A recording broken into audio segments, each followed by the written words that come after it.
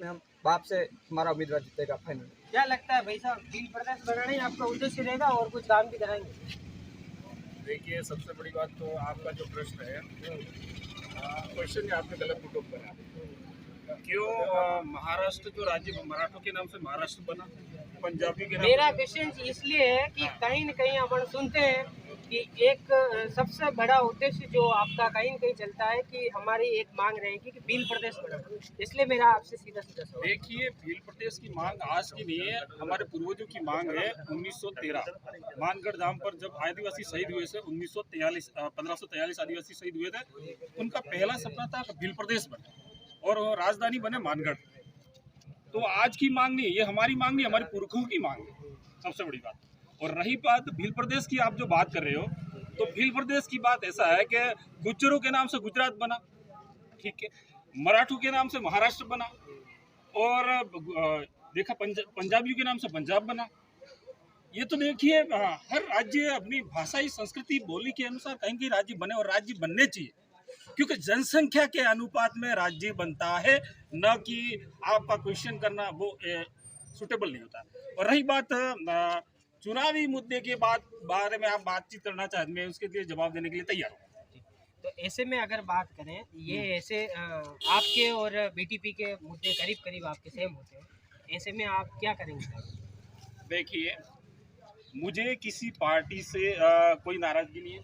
क्षेत्रवाद पार्टियां हमेशा आई है और बनती रहेगी और शुरू रहेगी, क्योंकि जब तक क्षेत्रवादी पार्टियां हैं तो भारत का संविधान बचेगा, और क्षेत्रवादी पार्टियां नहीं बनेगी तो मुझे नहीं लगता कि भारत का संविधान बचेगा। क्या यहाँ के मुद्दे लगते हैं आपको? सबसे बड़ा मुद्दा है यहाँ का शिक्षा। इस क्षेत्र का सबसे बड़ा मुद्दा है, शिक्षा का स्तर बिल्कुल डाउन हो चुका है। आप देखिए, प्रत्येक विद्यालय में जहाँ बच्चों की संख्या है, मैं मेरे ही गांव की बता दूं, नीतली सिगरी स्कूल में वर्तमान में 750 बच्चे हैं, और वहां पर पूर्ण रूप से अध्यापक नहीं है। तो सरकार को ये पहला कदम ये उठाना चाहिए कि हम मानते हैं कि वैकेंसी इनके पास में नहीं है, लेकिन कहीं न कहीं युवा बेरोजगार बैठे हुए BSTC दार हैं, डिग्रीदारी है, M.Ed कर रखा है, B.Ed कर रखा है, STC कर रखा है।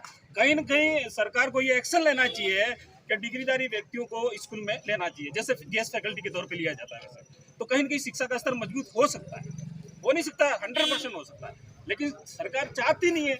इतने युवा बेरोजगार बैठे हैं, कई सारे डिप्लोमाधारी बच्चे पढ़े, तो यहाँ तक ये देखा जाए कि एक अध्यापक को कम से कम सैलरी मिलती है 80,000, तो कम से कम एक गेस्ट फैकल्टी का अगर अध्यापक लगाएंगे 20,000 का, तो मान के चलिए 80,000 में कितने स्टाफ लगेंगे, ये आप बताइए।